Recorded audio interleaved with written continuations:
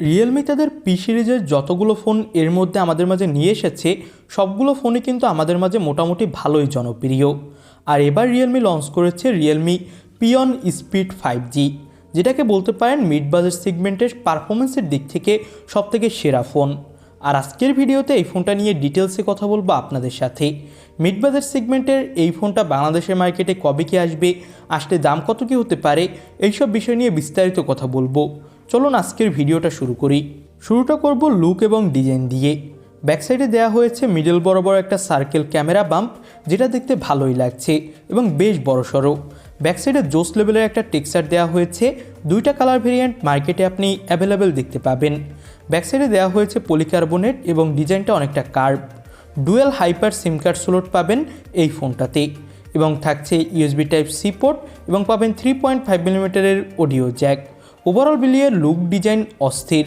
ফোনটার ডিসপ্লেটা হলো 6.67 ইঞ্চি মাপের, যেটা হলো full HD plus OLED panel.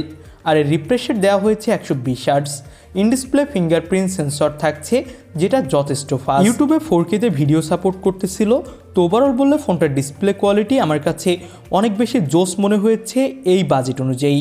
এবং ডিসপ্লের চিন বেজেলসও অনেক কম। Screen to body ratio 88.9%। Peak brightness দেওয়া হয়েছে 2000 নিটস। তো এখানে ব্রাইটনেস নিয়ে আপনার তেমন একটা সমস্যায় পড়তে হবে না। তো আমার কাছে ফোনটার ডিসপ্লে কোয়ালিটি কিন্তু অনেক বেশি ভালো মনে হয়েছে বাজেট অনুযায়ী। বাজেট সেগমেন্টে যারা একটা বেস্ট ডিসপ্লে এবং বড়সড় ডিসপ্লের ফোন কিনতে চান, তারা অবশ্যই এই ফোনটা দেখতে পারেন। মিডিয়াটেকের ডায়মেনসিটি 7300 এনার্জি চিপসেট দেওয়া হয়েছে, যার অ্যান্টুটু স্কোর দাঁড়িয়েছে 7 লক্ষেরও উপরে। LPDDR4X র্যাম এবং UFS 3.1 স্টোরেজ পাচ্ছেন। পারফরমেন্সের দিক থেকে কোনো ধরনের কম্প্রোমাইজেশন আপনাকে করতে হচ্ছে না এবং সব ধরনের গেমিং এখানে আপনি খুবই ইজিলি রান করাতে পারবেন, কোনো ধরনের ল্যাগ ইস্যু এবং ফ্রেম ড্রপ ইস্যু ছাড়া। মিড বাজেট সেগমেন্টে এই ফোনটাকে আপনি ধরতে পারেন সেরা ধামাকা। 90 FPS গেম খেলতে পারবেন, যেটা আপনার গেমিং এক্সপিরিয়েন্সকে আরও বেশি বুস্ট করবে। তো ওভারঅল পারফরমেন্স আমার কাছে ভালো মনে হয়েছে। 5000 mAh ব্যাটারির পাশাপাশি আপনি এই ফোনটাতে 45 ওয়াটের ফাস্ট চার্জার পাবেন। রিয়েলমি ইউআই এবং থাকছে অ্যান্ড্রয়েড 14।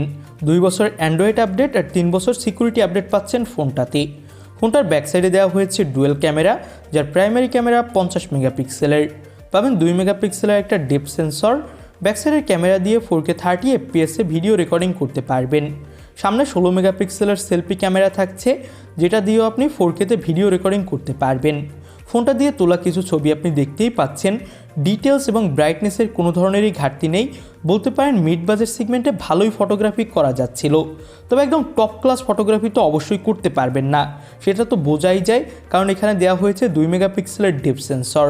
একটা আল্ট্রা ওয়াইড ক্যামেরা দিলে আরও বেশি জোস হতো। তবে এই ফোনটা যারা পারফরমেন্সের জন্য কিনতে চান, তাদের জন্য ওয়ান অফ দ্য বেস্ট একটা চয়েস হতে পারে। এবার দাম নিয়ে কথা বলি। ফোনটার 828GB 17,999 রুপিতে লঞ্চ করা হয়েছে, যেটা বাংলাদেশি টাকায় কনভার্ট করলে হয় 25,577 টাকা। তবে বাংলাদেশের মার্কেটে যখন আসবে তখন এর দাম আনঅফিসিয়ালভাবেই 26 থেকে 27,000 টাকা ধরে রাখতে পারেন, আর অফিসিয়ালভাবে আসলে তো আরও বেশি হবে। তবে রিয়েলমির পি সিরিজের ফোনগুলো কিন্তু এখনও অফিসিয়ালভাবে দেশের মার্কেটে আসেনি, তো আনঅফিসিয়ালভাবেই পাওয়ার সম্ভাবনা বেশি। তো ওভারঅল আমার কাছে এই ফোনটা ভালোই মনে হয়েছে। আপনাদের কাছে কেমন লাগলো সেটা কমেন্ট বক্সে জানাবেন। আজকের মতো ভিডিও এখানেই শেষ করছি। নতুন কোনো ভিডিওতে কথা হবে। আল্লাহ হাফেজ।